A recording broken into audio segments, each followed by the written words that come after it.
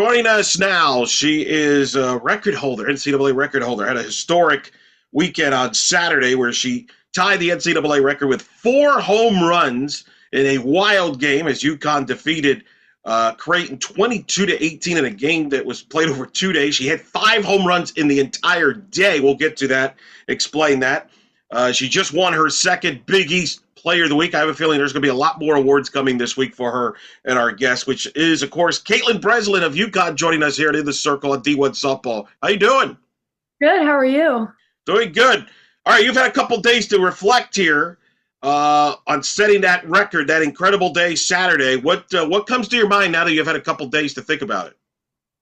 It's honestly just really surreal.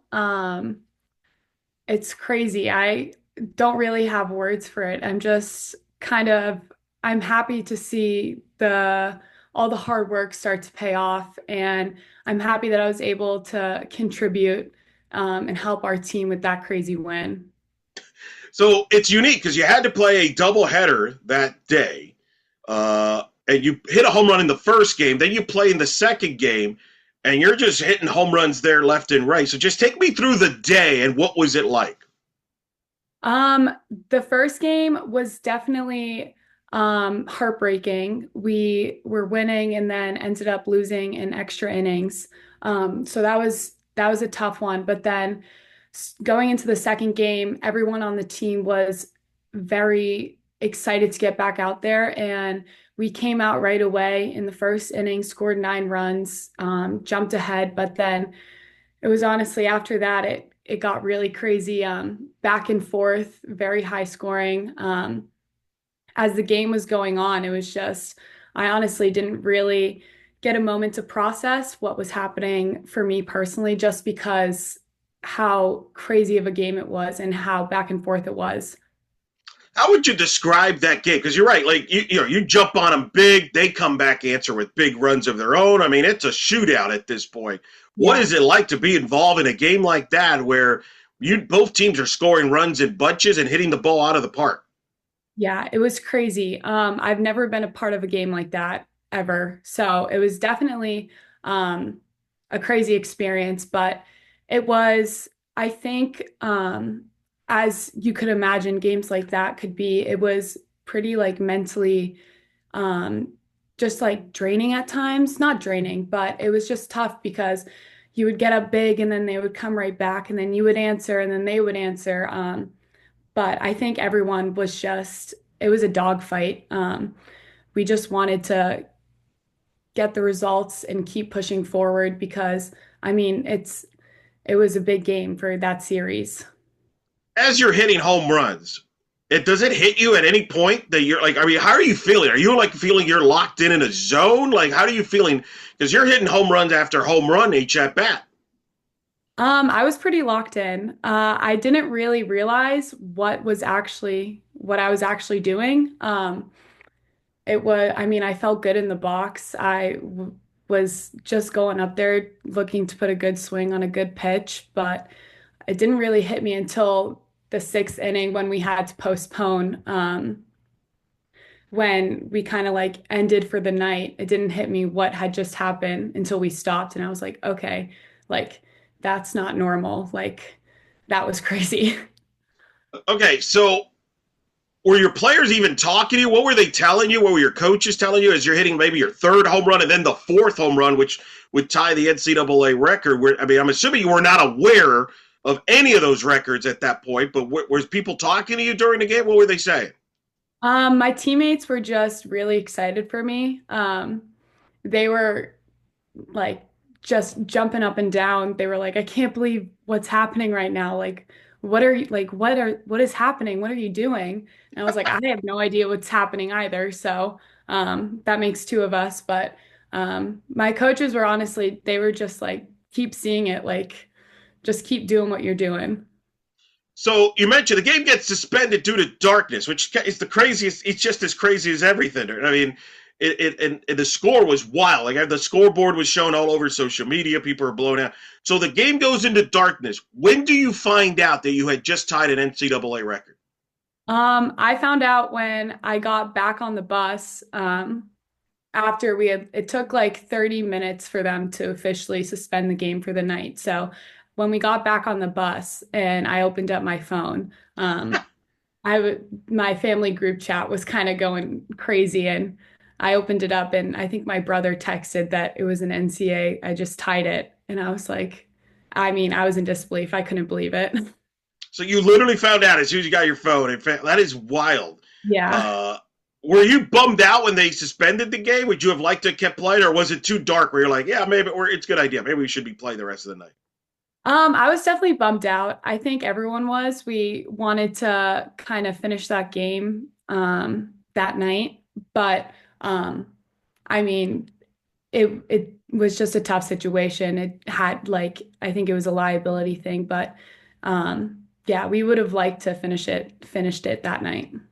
I'm only thinking of you because you're locked in. You're the last thing you want to do is say you probably want it. You could hit all Yeah. night, right? Like you're like, no, I Yeah. don't care. Like, so you find out you set the record. What goes to your mind once you get that? Like, did it hit you right away as the phone? Like, wait, I did. Like that had to be a surreal moment for you that you set an NCAA record and obviously school records, etc.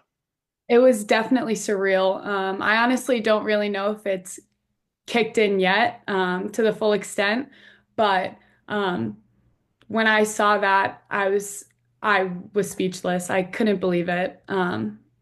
I still don't really have words. Well, and of course, yeah, your teammate Jenkins had like 7 RBIs in the game, and everybody was producing. But like, Yeah, um, so I don't know how often you go to social media, but did you notice how people were starting to talk about your performance on social media? yeah, definitely. It's still pretty crazy, but just kind of reading all the comments and everything like that. And also just like reading the attention it's bringing to not like UConn as a whole for softball because we're not really known as a softball school. I mean, we're a basketball school, so bringing some attention to the softball program for UConn has been really nice too. You come back the next day, you complete the win, and you win the series. You go on and win the series.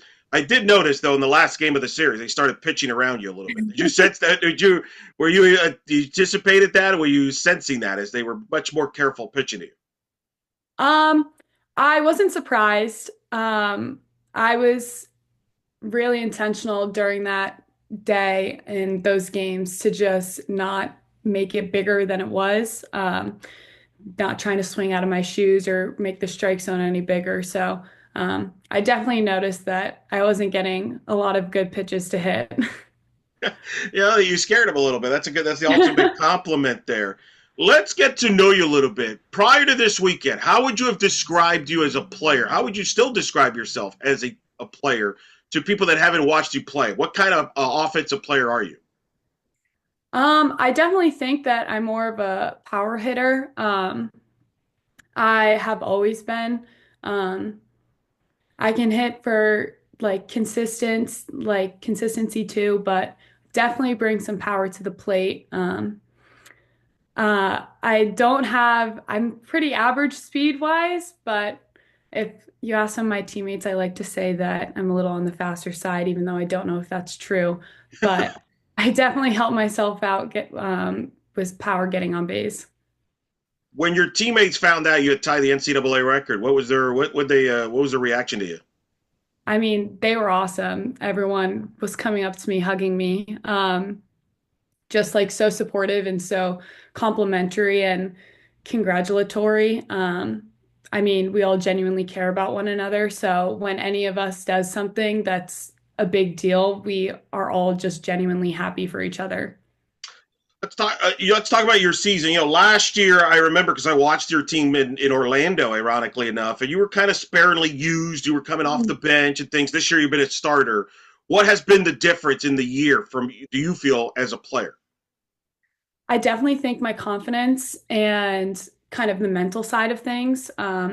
This past summer, I put a lot of work in both those areas, just uh, working on the mental side, like reading books, listening to podcasts, but then also trusting the work I put in with my swing and everything like that to help build my confidence. And I think this year I'm really trusting all the work I put in letting the outcomes come out. And it's definitely been doing that. And you've Yeah. got a lot of talented players in front of you and behind you. Speak of that, because that's obviously a big part of your not only success this season, but certainly the historic day. Talk about some of the other players you've got around you, because you all have a very talented offense, one of the best in the Big East. Yes. I mean, we have our lineup is stacked when it you don't have to bring your best stuff every day because you know someone else is going to bring theirs and they're going to make up for it.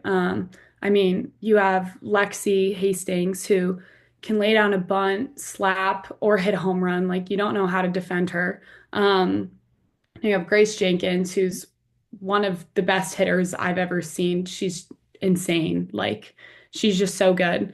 Um, and then you have Rosie, who's just, I mean, she's a veteran. She knows what she's doing. Like our entire lineup is just stacked with power, like consistency, and also speed. We got a lot of fast players. We like to run the bases. We like to put pressure on the defense. So, I mean, it's it's easy to go up there and just like swing freely when you know that if you don't produce, someone behind you is going to.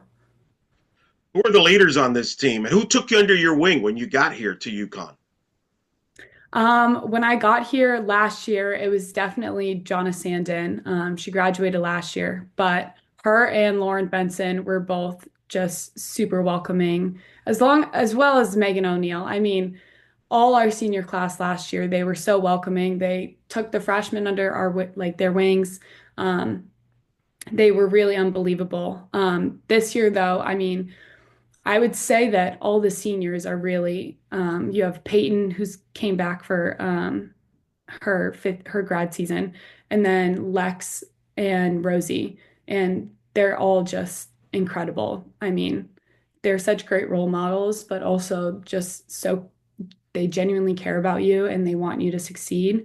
Um, and they try to do everything they can to help you succeed. What's it been like playing for Coach Valentino? It's been awesome.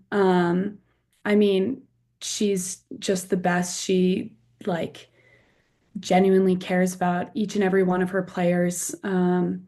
And she also just like we want to win. Like we want to bring a conference championship back to UConn. So, and that's our main goal is to do that. So playing for her has really just like it's been awesome. It's taught me a lot, like brought out some competitiveness, like just everything. What got you to go to UConn?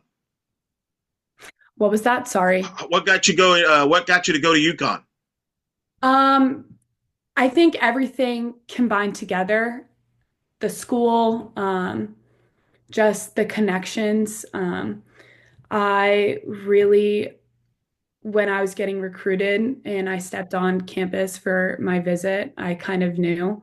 Um, but just coming here and talking with Coach V and getting to know the coaching staff, but then also sitting in with the team and seeing what that dynamic was like and seeing how it really is a family and we all love each other and we want the best for each other.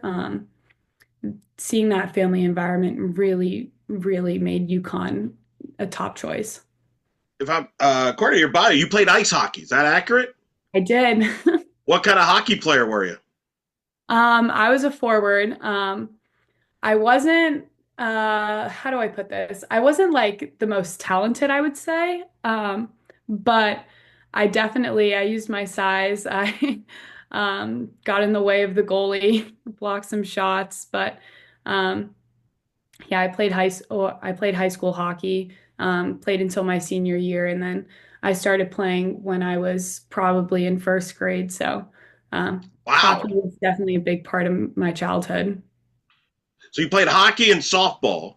I Uh, did. what made you decide to stick with softball over hockey?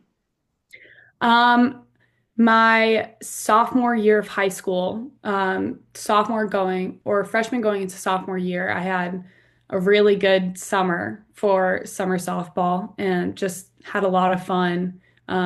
Played some really good teams. Like was in some really good games. And I think that was the turning point, just being like, wow, I really like this. Like, this is softball is where I want to continue. Do you have favorite athletes growing up, either in softball or hockey or in general?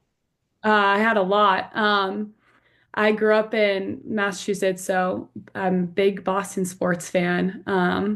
Love Tom Brady, obviously. And then I also love Brad Marchand on the Bruins. And then Andrew Benintendi was my favorite Red Sox player growing up. Wow. Were you bummed out that Marchand just got traded to my Panthers? Yes, that was still a very sore subject. For both, it's weird for everybody. For Florida and Boston have this rivalry, and Marchand's right in the middle of it. And then he all of a sudden he joins the Panthers. I think we're both. I talked to my Bruins buddy. I'm like, what am I supposed to make of this? And I don't know. Like, it's just weird, but that's sports for you in a Yep, nutshell. yep. I thought it was a joke when I first saw it. That's true. So wow. So you're a Bruins fan, Celtics fan, I assume Red Sox fan, all Boston. Yes. Celtics. Have you gone to a lot of their sporting events over there growing up? I have. I've been to a bunch of Red Sox games, a bunch of Bruins games, um, only one Celtics game, and I've never been to a Patriots game. Whoa. Oh. Yeah, I missed the good time to go. Now, not so much. Yeah, you missed the golden era there, Yeah. football there, but understandable there. But you've also seen a lot of success growing up there, a lot of championships there. Yes, I did. What number did you wear in hockey? I was number 12. Um, that was my dad played college basketball, and that was his number. So I always kind of tried to get number 12 whenever I could. That's good. Awesome for you there. Uh, what's your post softball plans? Do you have plans post softball? Not really. In a perfect world, I'm a marketing major. So in a perfect world, I would love to stay in sports, just not necessarily like coaching.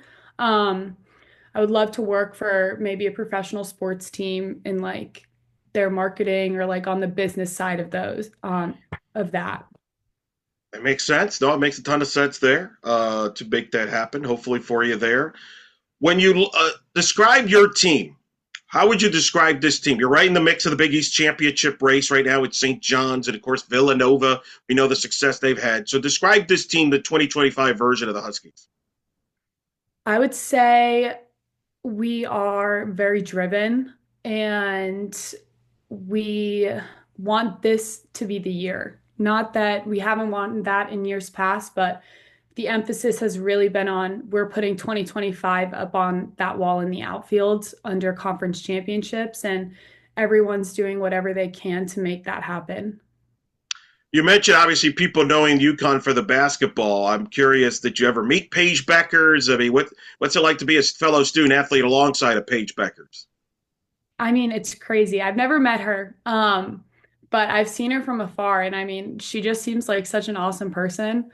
Like she seems so nice. I saw her one time in like our student union at 8 a.m. and like all 20 people that were in the union ran up to her to go like get photos with her, and she was so nice, like talked to every single person. Um, but I mean, it's definitely crazy going to a school that's as athletically competitive as UConn. I mean, we're surrounded by such big names, whether it's like Paige Beckers or Gino, Yeah. you got Daisy Fudd. Like, I mean, there's so many people here that are just so well known in the sports world. So it's fun, like to be in that environment. There really is. I've been to stores. It's a lot of fun there, atmosphere wise. And then there's always that, I believe that ice cream place that's nearby Yes, campus. You know what I'm talking about? See, the you're Billy not. Bar. Yes, it's Yes. incredible. And I loved it when I went there. And everybody that I've asked about is like, yeah, that's the place to go. Yeah, it's awesome. Okay, I'm glad I got that confirmed. Very good. I love that. All right, a couple more questions. When you look back, because you're going to look back at that day on Saturday, making that NCAA record, what's going to come to your mind? What's the first thing that's going to cross your mind when you look back at that day years from now? Probably just running to home plate on that fourth home run and seeing my teammates there. Just like running to them. That will definitely be an image that I keep in my head forever. And just being able to like celebrate that with all of them. That's gonna be well. That's awesome memory there. Moving forward now, you got a lot of softball to go. I know a lot of goals and impact. What's going to be the keys for this team to reach those goals that you've talked about? I think just keeping our foot on the gas. Our motto this year is move the needle as a team and just like continuing to push the envelope no matter what's going on in the game or what's going on outside of everything. So not letting up, just continuing to do damage no matter what the situation is. That is Kaitlyn Breslin joining us here in the Circle of D1 Softball. Hey, congratulations on the historic day and the great season that you're having to this point. Good luck the rest of the season. But like I said, congrats. That's a pretty awesome weekend for a lot of people. Though not many could say they've done, but you've done it. So congratulations on that. Good luck the rest of the way. Thanks for taking a few minutes to talk to us here on In the Circle of D1 Softball. Thank you so much, and thank you for having me.